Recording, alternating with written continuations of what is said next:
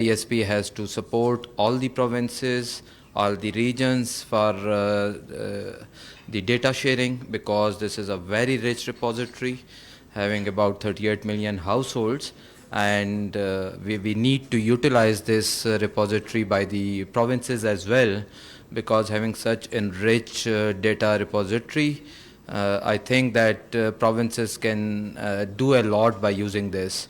So we ensure that we will be there at every step, every stage, when and wherever the help support of BISP is required. So thank you very much once again. I'll just list down these theme of my presentation that will cover like core initiatives, social security and safety database, then is the data sharing insights, data classification and the data sharing process. All this will actually enlighten you that what protocols BISP does follow while sharing the data with the provinces. Next please. Unless we do not realize that what BISP itself is doing, the volume and quantum that is being cut off at the moment by BISP, so the data sharing will not be actually assessed that what we are talking about and what quantum we are talking about. So I'll just quickly run down the key initiatives of BISP. And Benazir Kafalat program is on top of that, obviously, because this is the oldest program that was initiated back in 2008 with the name of Benazir Kafalat program. And in 17 years of this journey, we have reached to 10 million beneficiaries so far, for which the federal government is supporting, be it like provinces or regions. So these 10 million beneficiaries are from across the Pakistan. So we spent about 570 billion rupees, we'll be spending about 570 billion rupees in this financial year. Then this second largest program is the Benazir Talimi Wazaif, which again cut off about 10.77 million beneficiaries. These includes again the UCT, and within those UCT households we pick the children, be it like girl and boy. So we enroll them in primary, secondary and higher secondary programs. So far for this year, we are catering off about 10.77 million beneficiaries so far. The overall budget spent is about over 82 billion rupees for this year. We'll be spending it. Then the third largest program is the Benazir Nasho-Numa program that was being discussed earlier by my friends from Punjab as well, and we will be discussing it with the Sindh team as well, because Nasho-Numa is the component for which we actually were pointed out that there is duplication in it. So for that reason, we want to have close coordination, collaborations with the Sindh government, so that the such sort of, if there is any duplication, that can be eliminated. So under this Benazir Nasho-Numa program, this year budget allocated is 51.75 billion, and the beneficiaries who will be registered in it are already catered off are 2.09 million beneficiaries. So these are the three major programs of Benazir Income Support Program, and now we are about to start. It's already been launched by the President of Pakistan. That will be the Benazir Hunar program. So that is in pipeline, and that will be initiated, implemented in this financial year as well, with about 1 billion rupees allocated for that Benazir Hunar program component. So now I'll also be telling you that, like as I said, that 38.7 million beneficiaries are already, not beneficiaries, the households are already been surveyed. So each and every single household is being geotagged. So sort of information can be very useful for the provinces, because you can very precisely target those beneficiaries. We have each and every single information of that very household, so that will be very beneficial while designing something or reaching out to those beneficiaries in your provinces or region. So we have every single household tagged in our national socioeconomic registry. मैं अभी उधर नहीं गया, पीछे आ जाइएगा. Similarly, in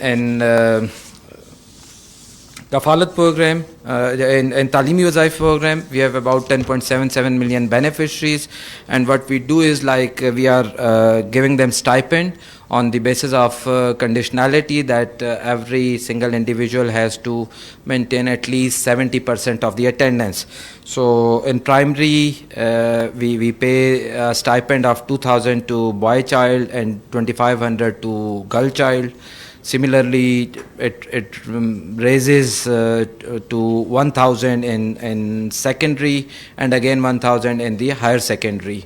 And the female have privilege of getting stipend of 500 above to the boy child. आगे चलिएगा. Similarly, this is about Nashonuma. There are 2.8 million enrolled beneficiaries so far, and the detail of every province and region is there. Next, chaliega. Now comes to the National Socioeconomic Registry, for which we are here, and we want to emphasize that what the set of data that is already available, that can be facilitated through this NSER. We can facilitate the provinces and regions. So this is we have about 647 dynamic registry centers across Pakistan, and through those 647 dynamic registry centers we collect this information, which is dynamic. Every individual can come 6 days a week, anytime to us, be it for new registration, be it updating the registry. If there is any demographic change, they can come over anytime, instead of waiting at home and waiting for the BISP team to come over, which was the previous model back in 2008 till 2017. So now this is the dynamic registry center, where every individual can anytime to our dynamic registry centers and can update their data or can register themselves. So next, please. This is the set of information that BISP collects during this survey form. That registration takes about 12 to 15 minutes, and we have certain protocols while taking that information. One cannot skip the question and have to spend a proper appropriate time which is allocated to that very question. So it is ensured that every data entry executive who is deployed in the dynamic registry centers put maximum efforts to get the appropriate information from the beneficiaries or from the interviews. So the information includes the PMT and socioeconomic registry. Then we have unconditional support cash transfers status. Then we have school and enrollment and even the dropout rates. As a friend of mine from Balochistan said, that they are working, and most of the provinces are working on the education.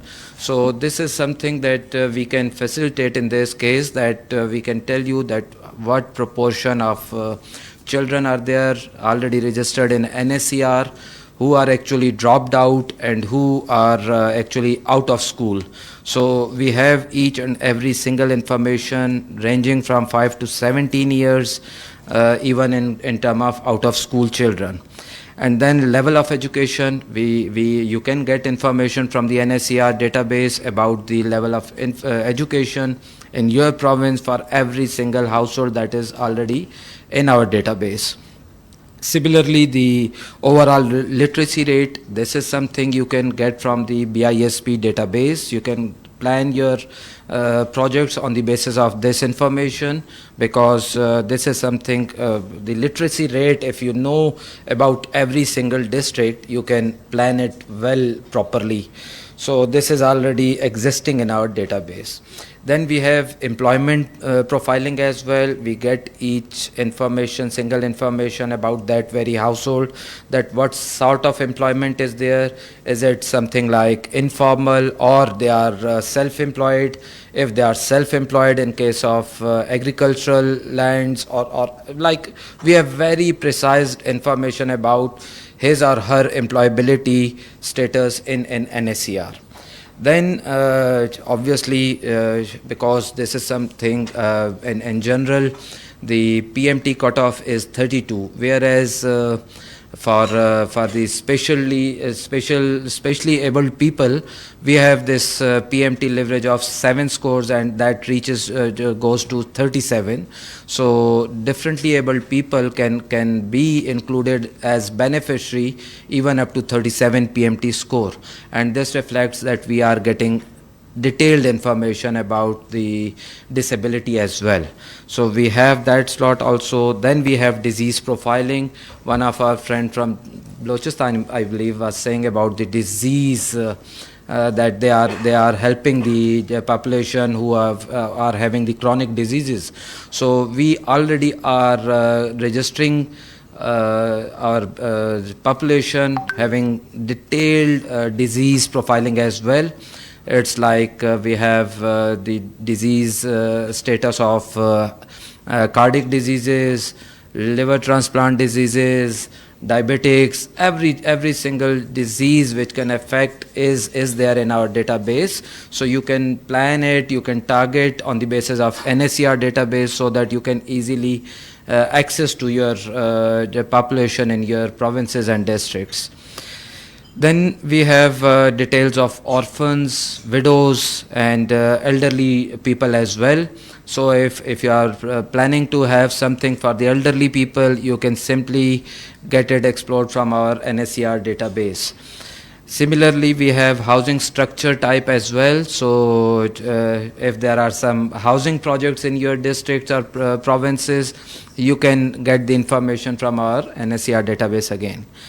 Similarly, about this stillbirth and infant mortality, if you are doing something in the health and Nashonuma, so this information can be very fruitful for you people to get it from NSER. Then the utilization of fuel for wood and such sort of information is already there. One thing I would like to tell you that the federal government is planning and is planning to have targeted subsidy on electricity as well, and for that we are very closely attached with the federal government, with the PITC and others, that this onward subsidy for electricity will be based on the data of NSER. So this is something very crucial. I'd be like requesting you that you people please disseminate this information. We are trying at our best, at maximum, that this information shall reach to every person, those who are consuming this electricity, so they have to register themselves with BISP, so that if in future they want any subsidy in shape of electricity, so that will be linked with the NSER data. So this is like something to be highlighted at every forum. So here we need your support as well, that if you get a chance to collaborate with the public, please do tell them that enroll themselves with our registry, so that if they wish to have electricity subsidy, this is the only source and would be the only source. So I would request your support in this. Similarly, we have child labor profiling. Then we have livestock keeping data as well. And you know, as we always say, that agriculture and livestock is the backbone of this country, and every province is actually doing something directly or indirectly with livestock and agriculture farmers. So if you are planning, if your province is planning something for the livestock and agriculture, We have very detailed information in our database about the small ruminant, large ruminants, poultry, agricultural farmings, acres of fields, everything is there in our database. So if there's something targeted based, you can get that information from base and can plan accordingly. Then we have accessibility to safe drinking water. Most of our development partners are investing on this for safe and clean drinking water. So this information can be fetched from NSER again. Then we have immunization status, we have internet connectivity, we have generators and solar panels information available in our database, and the most critical one is the vehicle ownership. This is something that on the basis of which we actually screened out our beneficiaries as well while linking it with the excise and taxation. So now the dynamic has this privilege that we profile it, we send it for profiling, and on the basis of that profiling, because that is integrated with the excise and taxation, so we get the information that if any of the interviewee has some registered vehicle on their name, so we exclude them no matter their PMT gets below 32, but they are excluding through this. So this integration with excise and taxation was also very helpful while screening out our existing beneficiaries. Then we have alternate dispute resolution mechanism access and open defecation rate as well. So all these fields are available in our database and is available to you as well while planning anything in your provinces or regions. Next, please.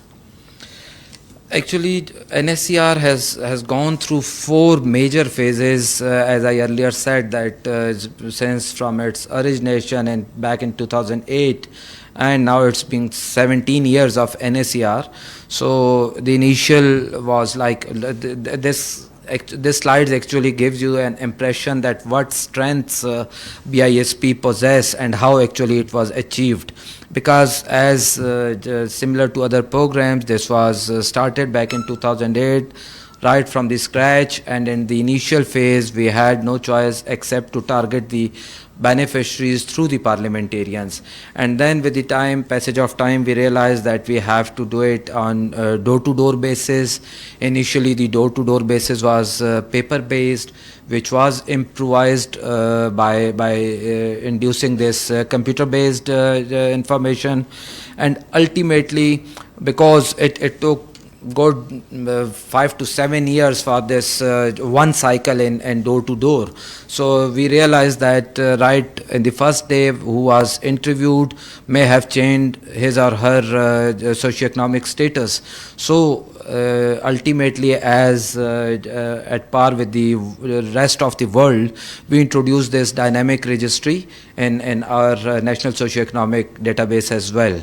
So this dynamic registry is now getting every single minute, like in just during my presentation, I can tell you that thousands of interviews would have been done in the field. So it's a very continuous process for all the 6 days, in which everyone can come anytime to update their registry, which can give them more chance to get benefits from the government, not only from BISP but from the other departments as well, as we are exchanging this information to other partners as well. Next, please. This slide actually, and I'm very, very honored that every province and region actually endorsed our efforts that BISP is doing this, NSER is facilitating, and will definitely try to facilitate as much as possible in future as well. So this shows that already approved requests with the AJK were 8, like 8 times you have shared the data with them.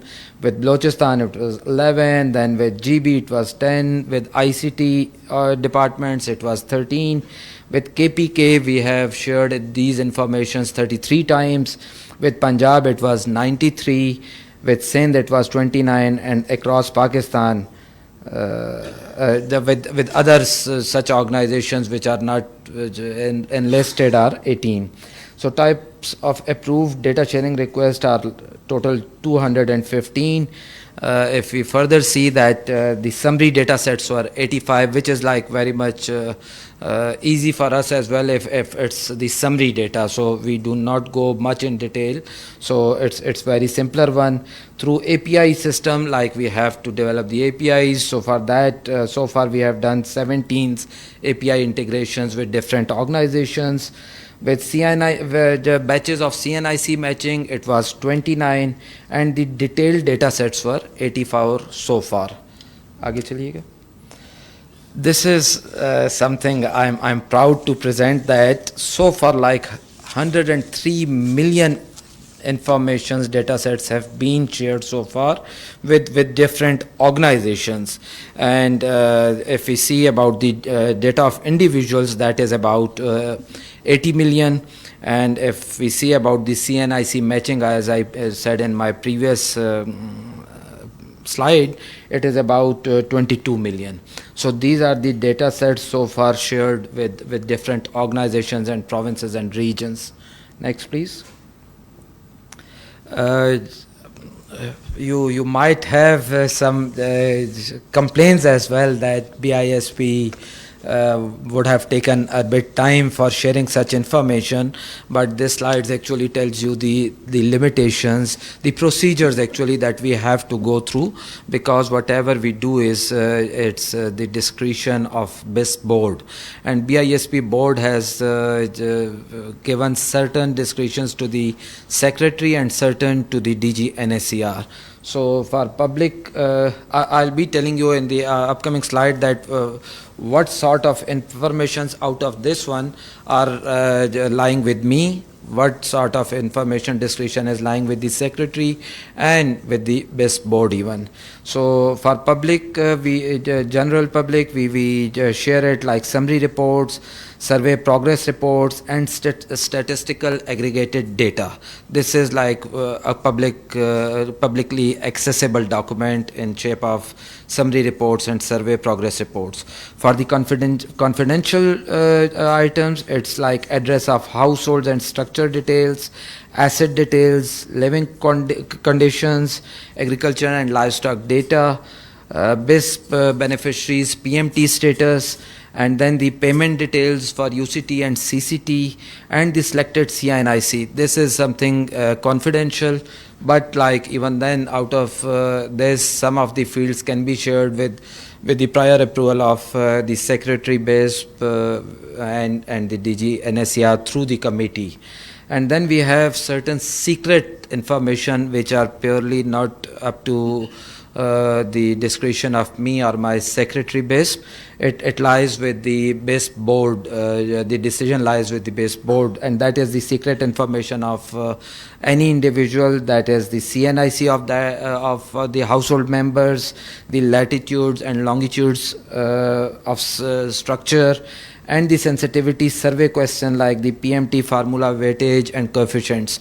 So such sort of information, if required, has to go through the BISP board, and once that is approved at that level, we are always there to facilitate and to share that information with the provinces and region.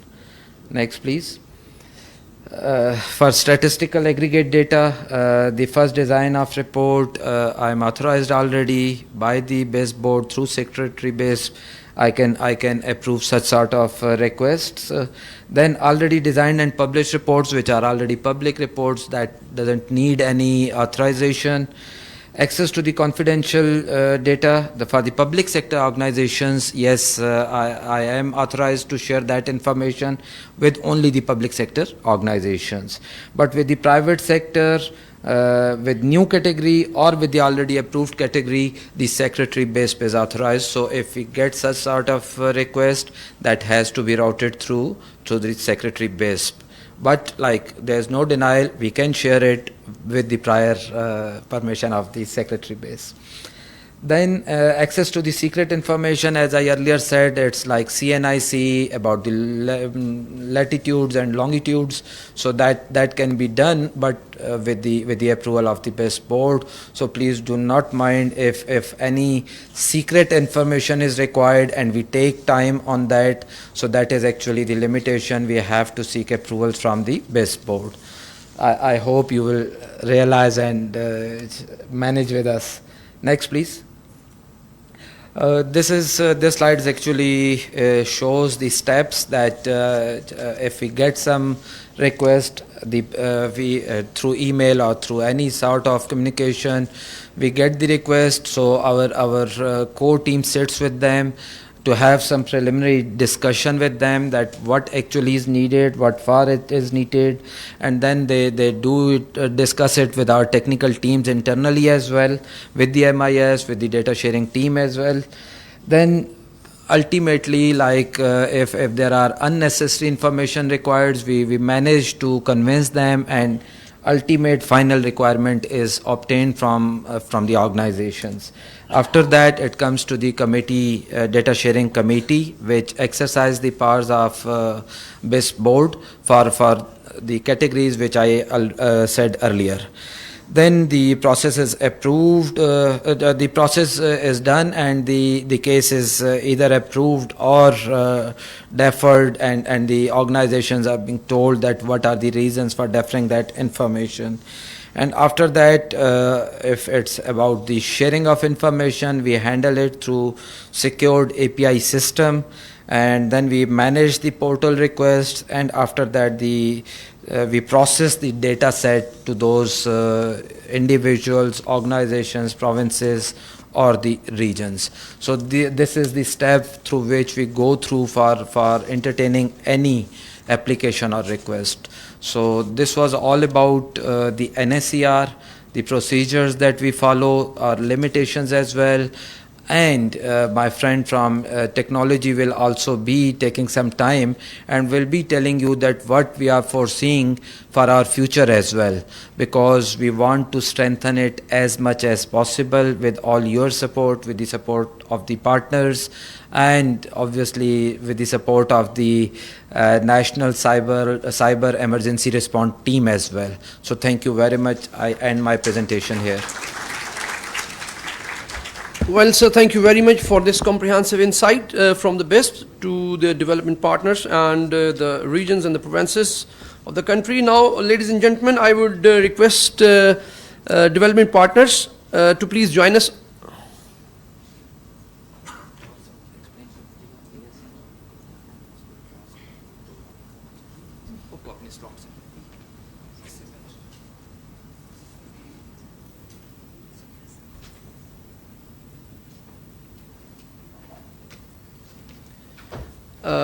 Before I move forward, I would request Additional Secretary, Ministry of PAS, Madam Sumaira Samasama, to please come on the stage to share the views with the audience, please.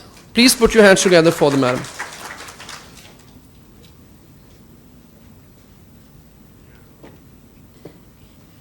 Thank you so much, and sorry for jumping in like this. However, I have another meeting to go to at 1 o'clock, so that's why. So first of all, thank you so much for inviting me here for this very, very important meeting. The BISP team, the development partners, our representatives from the provinces, and other distinguished guests. I'm very, very it was very important for me to be here today, because this is something that we've been engaging with and hearing about, from various people at many forums. That this is a data that BISP has, and then how is this data to be shared?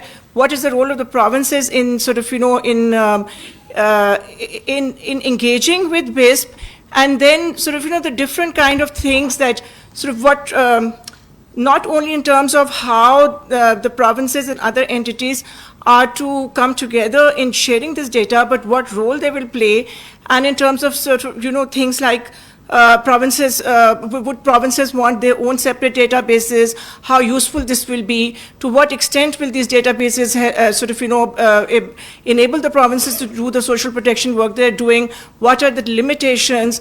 How better can how can this work be improved, keeping in mind that it's national data set, and keeping in mind that social protection is largely a devolved subject. However, the fact that this rich database, this ever-evolving database exists, so what kind of systems do we develop that sort of the provinces take maximum benefit out of it, and at the same time become sort of dynamic partners in improving this database and making it more relevant to the work that they're doing? So these are lots of very important and complex questions. And so the conference, the meeting that we are seeing today is a link in this, in getting this work forward and in coming up with an understanding and coming up with information regarding how we can sort of evolve this very sort of large, complex, and interrelated work. And like we saw in the presentation which the Khyber Pakhtunkhwa government made the presentation, that of all the indicators, the one that was lowest was the coordination and integration indicator. And that's where the ministry plays a very important role, because we at the ministry, the very reason for the existence of the Ministry of Poverty Alleviation and Social Safety, one of the major reasons is this kind of integration and coordination. And that's the kind of role that the ministry has been playing. And I would like to sort of, we've already sort of, we have a draft framework for this kind of integration as well. And we certainly recently have another initiative supported by GIZ, which is Leadership for Change, which also sort of, primarily looks at this kind of integration. So I think that whatever we have learned today, because we saw that all the different presentations, while they were talking about social protection, there was a lot of commonality. However, every province had their own different kind of understanding and of it as well. So from this platform, I think now sort of the development partners are also going to share their experience. I think it will be very important. I'm sure that entire knowledge, information from this conference is being collected, and if it is sort of, a document is made and shared regarding whatever was learned from here, whatever the recommendations and suggestions were, so we can then sort of, make that as a base to move forward in order to make this work much more beneficial, fruitful, and at the same time smooth and efficient and effective for all the stakeholders involved. So thank you so much, and sort of I look forward to continuing collaboration with all of you. Thank you very much for this nice technical insight, ma'am. Thank you very much. Now, ladies and gentlemen, I would request Sir Muammar Qureshi, the CTO, Benazir Income Support Program, who will highlight some important areas regarding the cloud data sharing. Please. Bismillahirrahmanirrahim. Before we get into the main presentation, which will actually be presented by our consultant from World Bank, Mr. Ghazali Zahid, I just want to underscore the underlying theme of this presentation, which is actually in line with the theme of this session, whereby we talk about the nationally integrated social protection system. So that cannot be achieved unless we have the technical infrastructure, the technical setups of all the parties, the stakeholders that are involved, either from BISP side or the provincial sides or any other public or private entity that wants to have the data sharing done with us. So this session presentation, which actually talks about a little bit of the technical aspects. The idea is jointly deliberated by World Bank and BISP, and the heart of this idea is basically to enhance the existing data sharing capabilities of BISP and to transform into a service delivery platform, whereby we can have a flexible and secure means of data sharing with all the stakeholders, whether they are internal to us or they are external entities. As you know that NSER is the largest socio-economic registry in Pakistan, and we have already heard from our respected presenters from provinces that they heavily rely on the data that is provided by NSER. So that makes us that underscores that there is a heavily reliance on NSER. So, but the challenge here is that not every organization is ready for the data sharing. We have to have certain protocols, certain regime has to be followed for effective and secure data sharing. And for that, there are certain organizations that are ready for data sharing with us on a system-to-system level, but majority of the organizations does not comply to those standards. There are certain standards that my previous DG NSER has talked about. So basically, while maintaining the pivotal status of NSER database, which is by far the only database that has such a huge information available with us, and revolving around that database, we have to build a system that allows for a flexible, secure, and reliable data sharing mechanism. So this is our goal. And Ghazali Zahid will be talking about in more detail about it. So this is the vision and the concept behind this presentation, and hopefully moving forward we'll be able to deliberate with the other stakeholders as well on how to go about it. So thank you very much. I hand it over to Ghazali Zahid for the further details, please.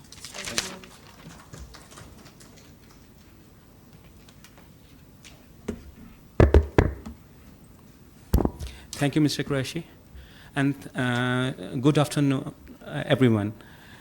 Thank you for being here. So my name is Ghazali Zahid, and I'm BSP consultant from the World Bank side. I want to talk about how we can use the cloud to share important social protected data. This is about making it easier for everyone, both inside and outside of the organization. So what is the required? Required is to access data in a secure manner and to help the citizens of Pakistan. Our goal is to create a secure, efficient system where all our partners can work together smoothly. So what we have in the slide is, first we will talk about building a shared digital infrastructure. Then we will look at the step-by-step approach to making it happen. Then we will also explore why cloud and microservices are the perfect match for this project. Finally, we will see how this system helps us keep our national data scalable, secure, and easy to share. Next. So coming to the next slide, which is digital shared infrastructure, the National Socio-Economy Registry, which is NSER, is a huge national resource. It was originally created by the BISP, but it's now growing into something which is more bigger. We are turning it into a flexible system that can support different programs and agencies across the countries. This means the provincial governments or other entities can securely access the data to improve their programs. This is the future of how we manage national data, a modern, secure, and policy-compliant system that follows global practices. So next slide, please. So what is the approach? How do we get there? We have a clear plan with the 3 strategies. First one, we will assess the external demand. That means that we need to find out what partners need and what they are expecting with NSER. Second, we create a solution roadmap. This is our step-by-step strategy for building the system. And third one is we define the architectural blueprint, which define that this is a technical plan for how we will deliver these services to our partners. So coming on the point that how the assessment can be done for the external partners.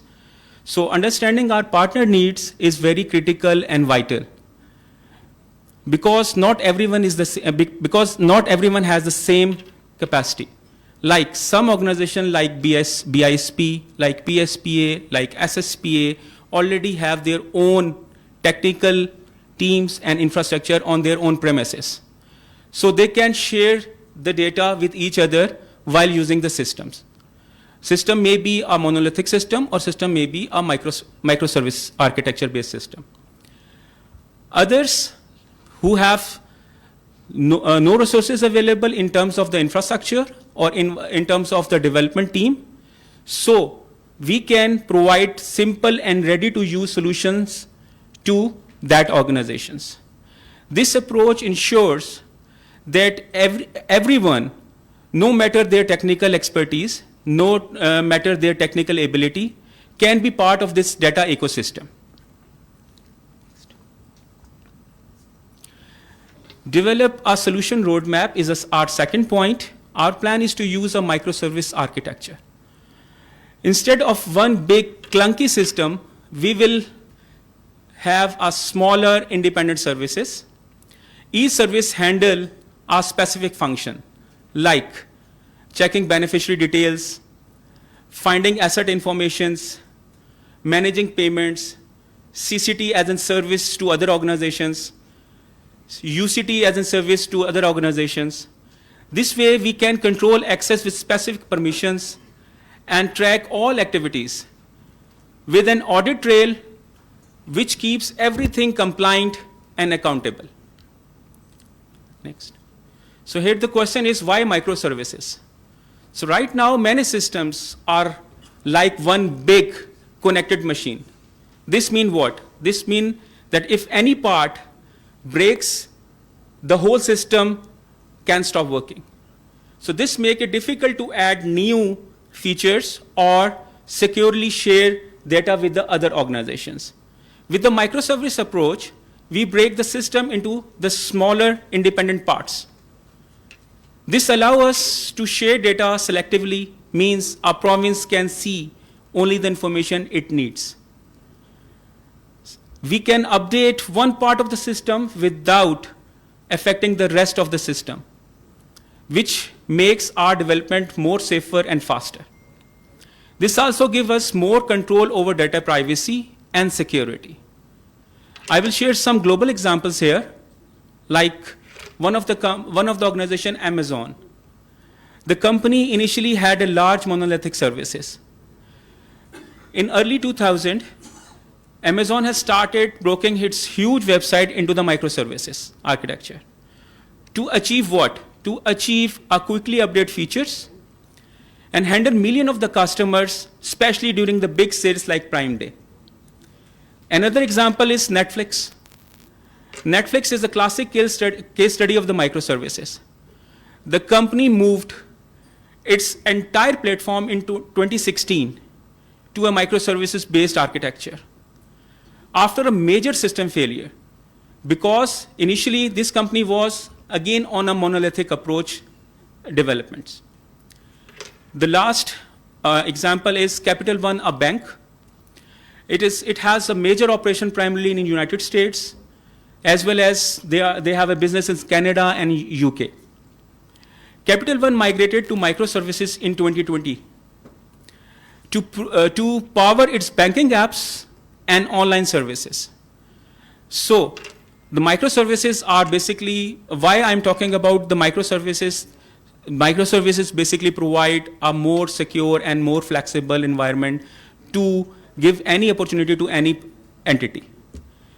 Next slide, please. So our third point is define an architectural blueprint. Our technical plan is built around something called an API gateway. So at the bottom, we have our core services in a form of the microservices. In the middle, the API gateway acts like a secure gatekeeper It's the only way to access these microservices. And on the top, we build specific tools for our partners. This allows us to tailor the platform for organizations with different level of technical expertise. Next slide. So the good news is that we are already halfway there, and that is that NSAR is already set up to work with the cloud technology. It runs in the BISP environment in its own data center and uses shared resources. So what we will do, we will use that cloud infrastructure and define some microservices for the other provinces, even for the BISP, which gives us a great starting point. We can build on this foundation to create modern modular system that uses microservices approaches which we have been discussing earlier. So what benefits we will get? What does this all mean for us? The new system will create a national digital infrastructure. Flexible and secure means federal and provincial institutes can share data with staying within the policy rules. Second one is more coordinated. We can work together better and share responsibility for the results. Third is smarter with the resources. We can reduce duplications, make better decisions, and get more value from the data. Most importantly, this will lead to better outcome for the poor and vulnerable. It will make our services delivery more inclusive, transparent, and responsive across the entire country. Thank you. To sum up, this project is more than just a technology upgrade. It's about changing how we collaborate and deliver social protection services. By combining scalability, security, and inclusively, we are creating a system where every partner can contribute and benefit from a unified national data ecosystem. Thank you for your time and attention. Thank you, sir. Sir Ghazali, wonderful. It was a wonderful presentation. Now I would request Mr. Frank, Senior Policy Advisor from GIZ, to please come here and share your views. Please put your hands together for the GIZ representative, Mr. Frank. Thank you so much. Good afternoon, Excellencies, ladies and gentlemen. It's a pleasure to participate in this event, and congratulations to BISP for hosting such an excellent crowd of technical experts and decision makers. Who's in command of the presentation? That's you, wonderful. So very quickly, Frank Schneider is my name, Senior Policy Advisor, GIZ Adaptive Social Protection. We've been around for about 2 years now with support of the German government. With support of the European Union, we've expanded to the province of Sindh by last year, grown the project, if you like, and working therefore at the federal level, at the provincial level with the provinces of Punjab, KP, and Sindh. And yeah, I wanted to focus today a little on the adaptive angle, adaptive social protection angle of social protection, as you can see on this slide, perhaps as a quick reminder, if you like. Our goal is increasing the efficiency and the quality of existing social protection programs. Yes, we've talked about this, and linking them in a sustainable way with climate change adaptation and disaster risk management systems. So unfortunately, another layer of complexity, but I believe not as a surprise to all of you.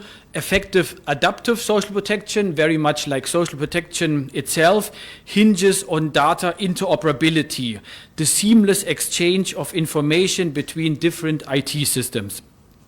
So, and therefore, our technical support, our teams at the federal and the provincial level aim to facilitate agreement on data sharing protocols among diverse partners at the national and at the federal level, at the provincial level.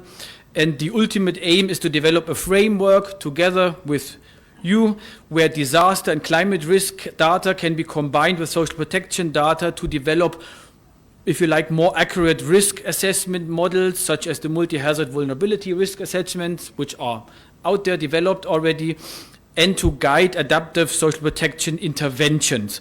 So therefore, our question is not so much the why, but more the how to. And let me share maybe, if you like, as a foreigner, it's striking that I've, since for the past 1.5 years since I came to Pakistan, I talked to a lot of people who say are willing to share data. Everyone is basically agreeing to data sharing, but nonetheless the how-to is often not so often part of those discussions. So I'm very happy that we're discussing today also the technical side a bit better. So therefore, next slide, please. We have started, as all of you probably, with the assessment that Pakistan has invested significantly in social protection, with BISP obviously, with the excellent NSER now in place, and in terms of adaptive social protection, there's a number of other stakeholders. I just mentioned it quickly here. You know all of those already. There's NDMA coordinating disaster response at the national level. It aggregates provincial disaster areas and coordinates with BISP for emergency responses. You have the Ministry of Climate Change, MOCC, managing, for example, the NetCat model. Sorry, this is probably a bit small, but nonetheless, the main message is that strikingly, somehow, the provinces maintain their own social protection infrastructure, following a similar pattern then of registry and program delivery systems. So just as an example, I go into more details in a second. Punjab has PSPA, obviously, also discussing here today, with ambition to develop the PSER, the Provincial Social Registry. You have the PDMA, disaster management, and including flood forecasting. And likewise, you have this in Sindh, right, with the new authority, Khyber Pakhtunkhwa, with these developments. So our assessment, therefore, is that perhaps because of the multitude of these different players, significant challenges remain. And I just mentioned also, I think that has become clear in the discussion today, data fragmentation is a challenge. You have data scattered across numerous federal and provincial agencies in adaptive social protection as well. You have very slow and inefficient data sharing, mostly based on ad hoc requests, manual processes, outdated systems. You have a very limited proactive action. Proactive, you know, in terms of anticipatory action, you want to be ahead of the curve. You want to identify basically before the disaster strikes in order to actively combat and deliver, basically. So that is, let's say we are not yet there. The ambition is clear and the agencies are up in arms, but nonetheless we are not yet where we want to be in terms of anticipatory action. And likewise, after the 18th Amendment, there is, let's say, discussions on the exact responsibilities of the involved stakeholders. And lastly, data quality and trust, DG Haider has mentioned it this morning, is an issue. So therefore, that was our assessment very quickly. Now we are moving forward with, if you like, a bit of a proposal. So how we wonder how should all of this look like in the future. So therefore, our assessment looking forward has led us to suggest a bit more of a balanced approach, a bit of a hybrid model where NSER remains the centrally managed resources. Its role is redefined nonetheless. It becomes a bit of a golden record for core set of data elements. And at the same time, that is what, let's say, the discussions and developments at the provinces, we believe that the provinces are similarly eager to maintain and manage their own management information systems for the day-to-day program operations, but these systems can be tailored to specific provincial needs and programs. And it has been mentioned by the technical experts, I believe to policymakers, it's not yet so much of, let's say, a daily occurrence, is that the APIs, the application programming interfaces, are somewhat the glue in this system. The way we see it, they are the critical mechanism for data exchange, and they allow for controlled, secure, standardized data sharing between NSER, the golden record, and the provincial systems which are emerging by the hour, basically, and potentially between different provincial systems also, between the PDMA and the PSPA as an example. So therefore, if that is in place, you would have ideally a wonderful two-way data sharing. The system supports both querying NSER, provinces getting data for targeting, but also updating NSER, provinces sending data on new birth, address changes, etc. to NSER. So this is not per se new, right? BISP NSER is working on these issues. BISP has over the past years received requests for bulk data sharing, but has always maintained a stance on providing APAs-based access, also in its own interest, because BISP is very much eager to receive the vehicle ownership, just as an example, and so therefore it requires also the cooperation. So therefore, moving forward, how does that look in practice? I have two examples which I would like to quickly delve into to illustrate this ambition of data interoperability a bit more. And the first example is from Punjab, PSPA integration. As you probably know, PSPA was in the process of developing PSER. The PSER contains detailed information on households, demographic data, socioeconomic indicators, assets, housing conditions, and also utilizing data from PSER for poverty means test score confirmation. So that basically were the plans. However, the data in PSER is collected periodically through household surveys, meaning it lacks the real-time updates required for dynamic targeting, especially in response to sudden climate shocks. So therefore, what needs to happen in the way our teams have worked it out in Punjab, we suggest that there is a formalization of data sharing agreements between PSPA, PDMA, and PMD. We suggest there's a better integration with historical disaster data, such as the flood histories from 2010, 14, and 22. We suggest incorporating a well-defined address library and geographic coordinates. And we suggest empowering district administrations with tools and platforms to access real-time disaster data. And lastly, therefore I'm moving now to this slide. No, keep it. Keep it, please. That is what I want to discuss now very briefly. It has been mentioned, API integration for real-time data exchange. So therefore, if you're not an IT crack and if you're not from the computer development community, you might wonder what is it, what these tech people talk about now. API gateways are a cutting-edge technology, and they serve as a centralized access point that manage, secure, and route requests between clients and back-end services.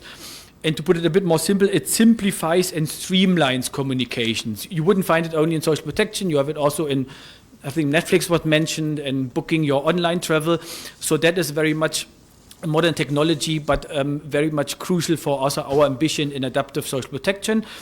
And an RPE gateway is essential also in featuring authentication, encryption, rate limiting, and logging, ensuring robust security and performance. We discussed it this morning with Insert. So therefore, this needs to be crafted. This is not something you take out of the shelf and you wouldn't download it and use it, right? So data interoperability is a very difficult thing if you look at it in more detail. And so therefore what we've worked out for the case of Punjab is a 3-layered basically RPE gateway. Very quickly, I wouldn't go into too much detail, we have only 10 minutes, I know.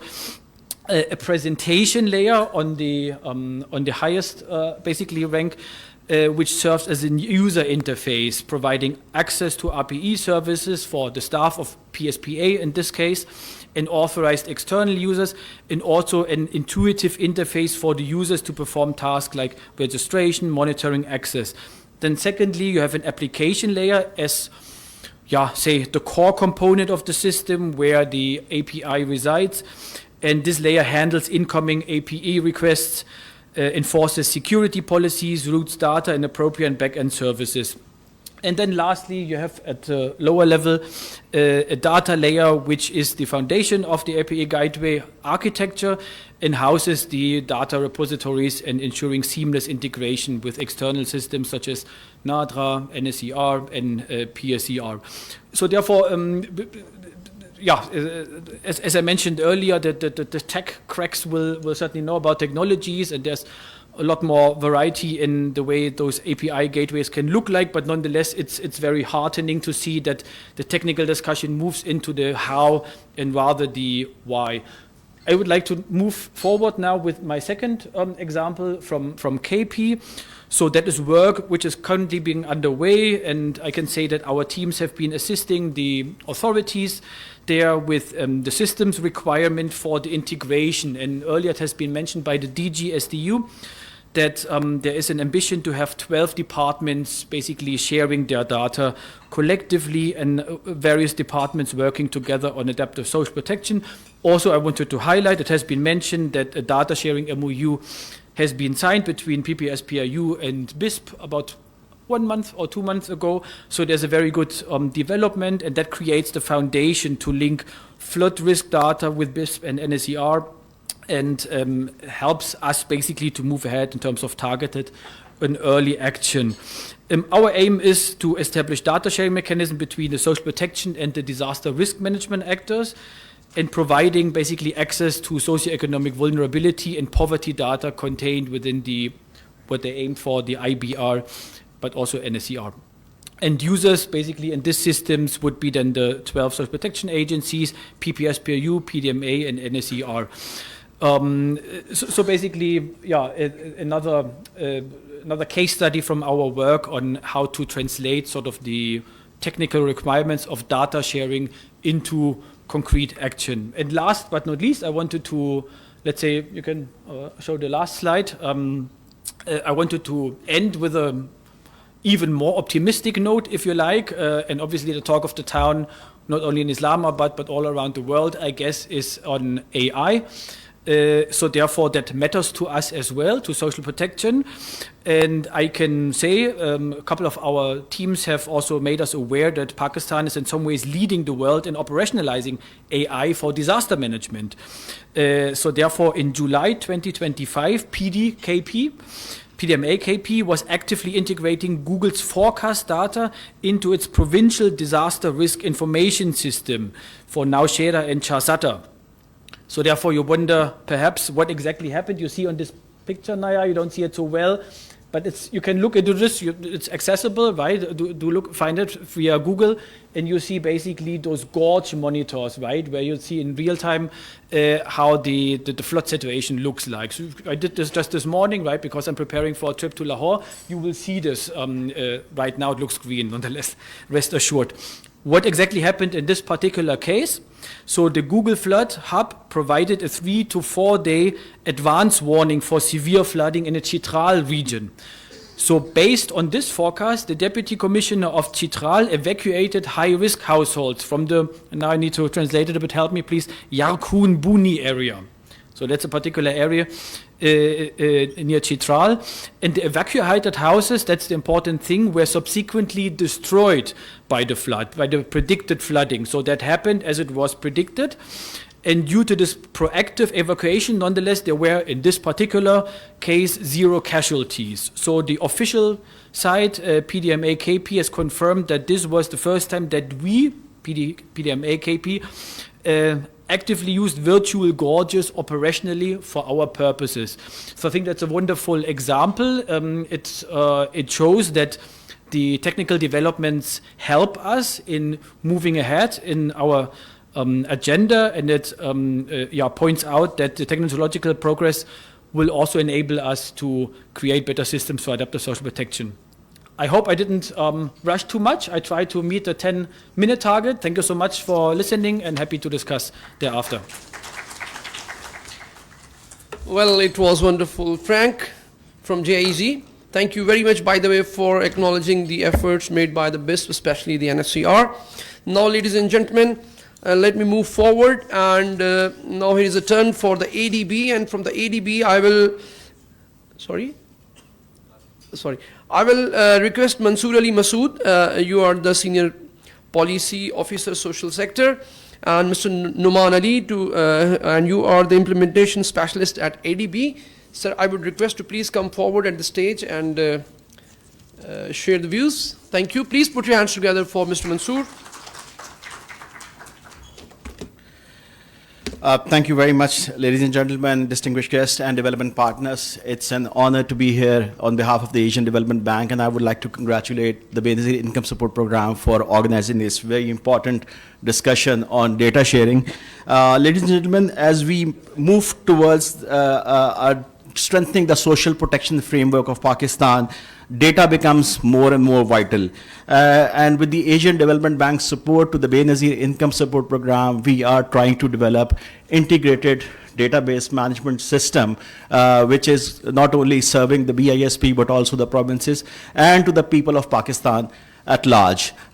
There's going to be a detailed presentation from Noman, but I'm going to stick to at the point where I talk about the importance of data sharing. You've also heard from the Benazir Income Support Program how BISP data is, what kind of data is available for the provinces to share, and what BISP is willing to share as well. You've also heard from the World Bank that how they're creating a microservice database. Frank has just talked about how they are doing API integration. What we are developing to the Benazir Incomes for our integrated social protection and development program is basically an API management system which connects both these databases. So while the World Bank creates the infrastructure where the data is structured in a form that is shareable with other partners, and the same happens at the provincial level, Benazir Income Support Programs ADB creates a gateway for the BISP in which that data can be shared, and that data can be shared not only just for the provinces for the sake of sharing data. It has interoperability. It has the it does not only have the ability to ensure interoperability, but also to provide access to services, education, nutrition, healthcare, and these kind of services as well.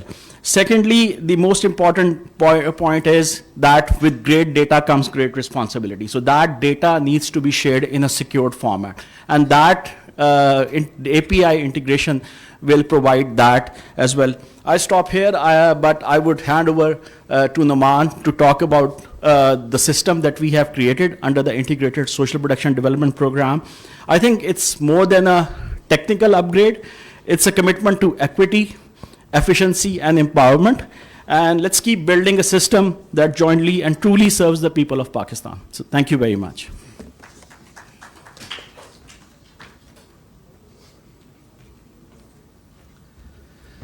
Assalamu alaikum ji. So I've strategically kept our presentation right at the end so that we can really nail it down with some of the implementation insights. So if you look at the ISPDP's project or the investment portfolio, it's of $957 million starting from 2021. And it has three main components. Iqbal, if you, yeah. So the first one, I'll give you a minute to have a look at the interface so that I can tell you how it gets into the implementation.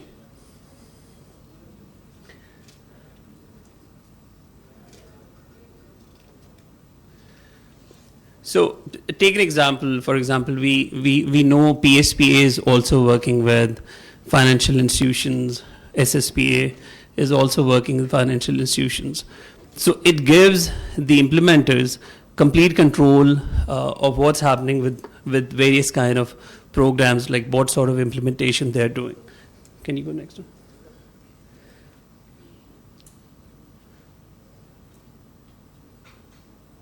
So I want you to have a look at the system, because then there are contributions which it gives into the implementing your program. So it's a complete role-based access.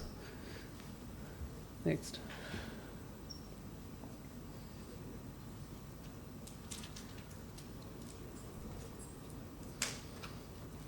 Okay. So for project implementation, what ADB has done is that BASP already had an Oracle license. So what we have leveraged that into a reporting mechanism. So for each program, based on the role they have access to certain sort of reports. And what we are trying to do is that instead of ad hoc load on the MIS query-based reports which they have to generate for program teams. What ADB has done is so far, and it's a continuous process.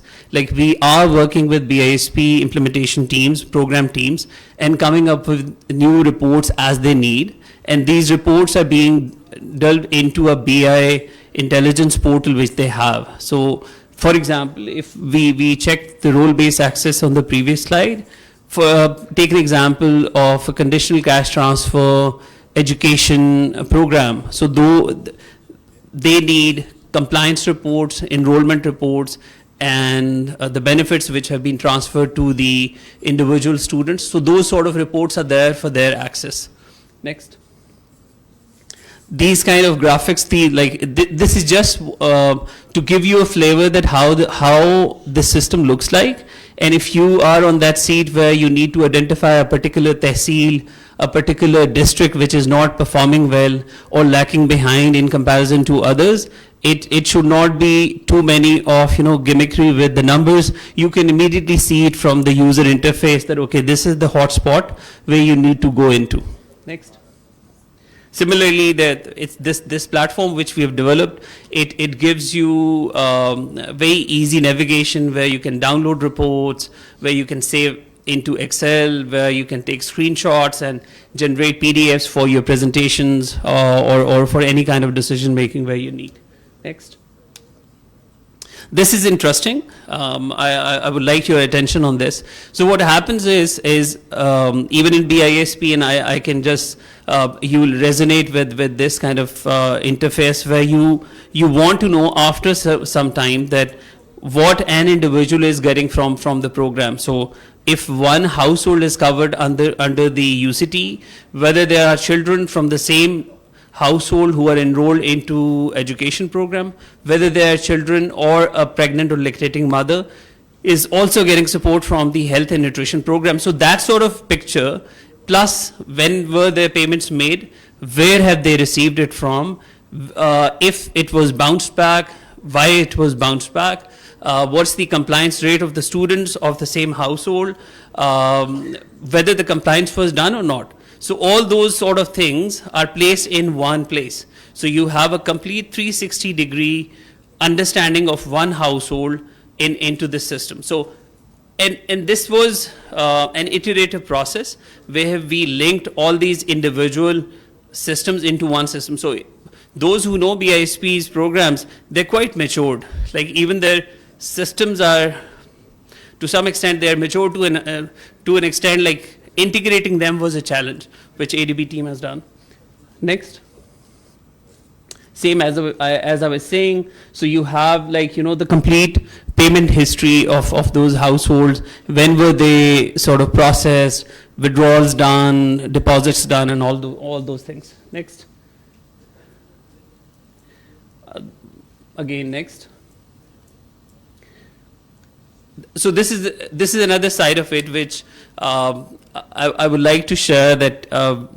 So when ADB started working on the grievance management system, the task was not to just develop a GMS system, but develop a service or a product which can also be used by other social protection agencies if they want to. So what I want to offer, like after talking to Mansoor, what we plan to, that we can also give PSPA, SSP, and other agencies an orientation that how the system is developed, and if there is an interest, the same product can actually be deployed there, this GMS system. Next.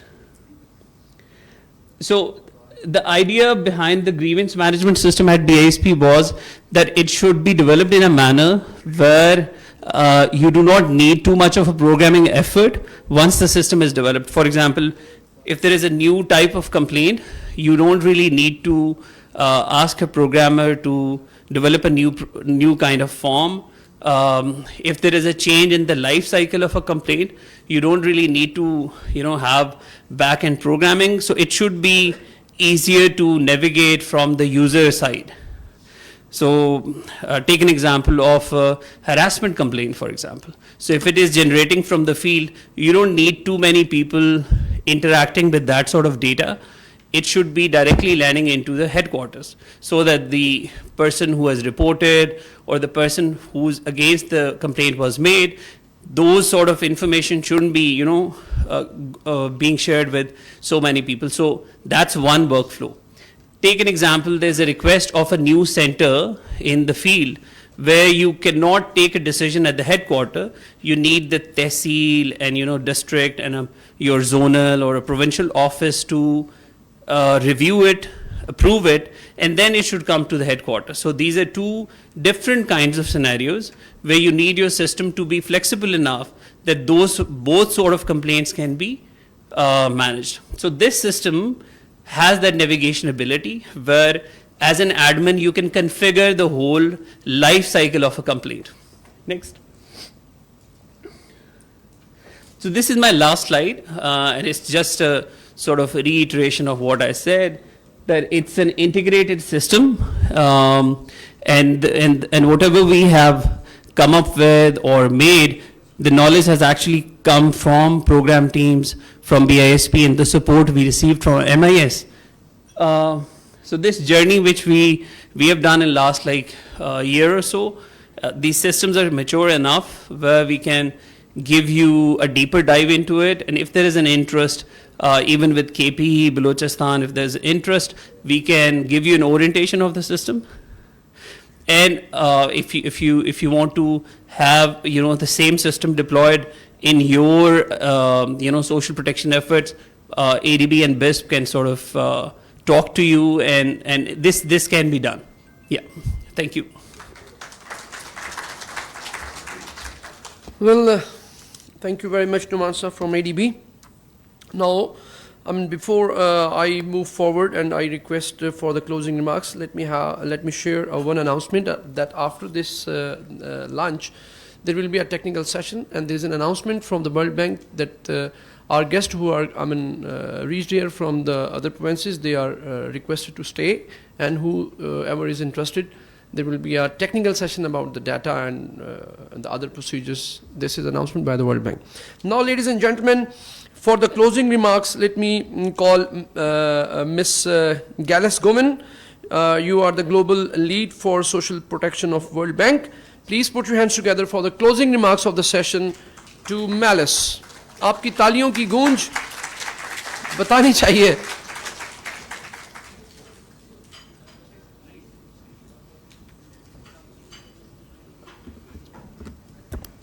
Thank you so much.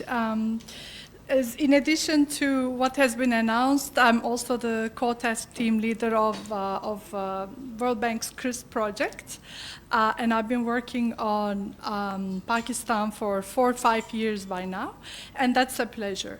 I was asked to give these closing remarks as I entered the room this morning, and it's a pleasure to do it, but I also have to admit that my points or speech is not as polished, so bear with me. So, thank you, first of all, for being here today, for the valuable insights shared by the provincial delegations, shared by BISP, and by development partners. So it was clearly a very fruitful discussion, bringing together everyone under one platform, and that's very much appreciated. I think today's discussion have underscored that the NSCR is not just a database, it's a national public investment. It's a platform that can serve the entire country, including provinces, if we use it wisely and strategically. And these are some of the points that we discussed today. How can we make that happen? So to realize its full potential, we must ensure it's secure, protects the privacy of citizens, and delivers value to all levels of government. So this will require commitment, collaboration, and a shared vision. And this is why we are here today. So today I was also very pleased to learn the progress made by provinces on their social protection initiatives. So thanks so much for sharing all those experiences, both successes and the challenges, very openly and with an open mind. Very much appreciated. So I do believe that provinces can play a critical role also in keeping the NSCR up to date by sharing local data back into the system, ensuring it remains accurate, dynamic, and useful for policy and for program delivery.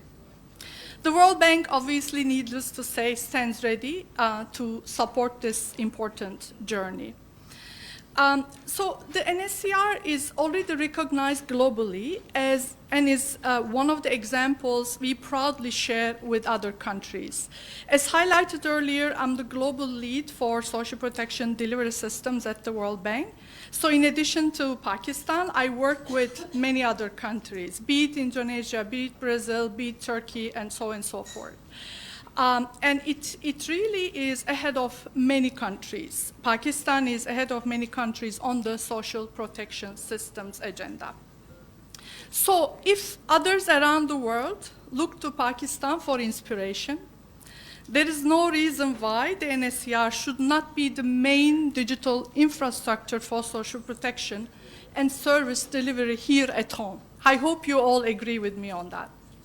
So let's join hands to make this happen. And together we can ensure that NSCR continues to serve as the cornerstone for integrated, inclusive, and data-driven social protection in the country.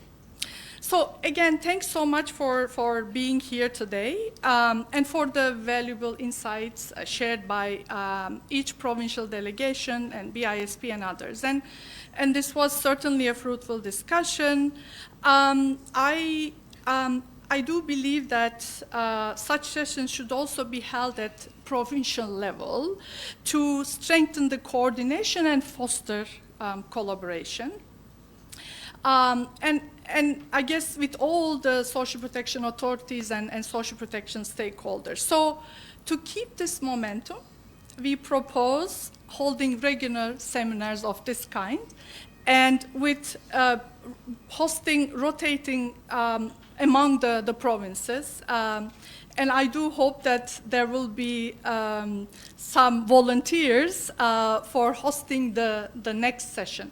We are looking at quarterly sessions, and we will be coordinating with BISP to be in touch with the provinces to organize these. However, in between these sessions, we should not be waiting. I think it's essential that we continue the conversation and make some progress at the technical level so that we have something to celebrate and discuss in the next session. Again, I want to thank everyone and also want to conclude with my sincere appreciation to BISP for organizing this and making it a real success. And of course, again, for openness by all the delegations in sharing their experiences. Thank you so much and hopefully see you next time. Thank you.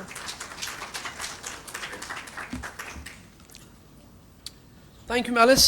Sir, in your presence, additional secretary साहब हमारे साथ मौजूद हैं, असमत हंजाज साहब DG साहब हमारे साथ मौजूद हैं, तमाम रीजन से जो लोग जो दोस्त हमारी तशरीफ़ लाए हैं उनका बहुत बहुत शुक्रिया, डेवलपमेंट पार्टनर्स का बहुत बहुत शुक्रिया, हमारे BISP की टीम का बहुत बहुत शुक्रिया सर, बहुत मेहरबानी। लंच रेडी है, प्लीज़ लंच एंजॉय करें।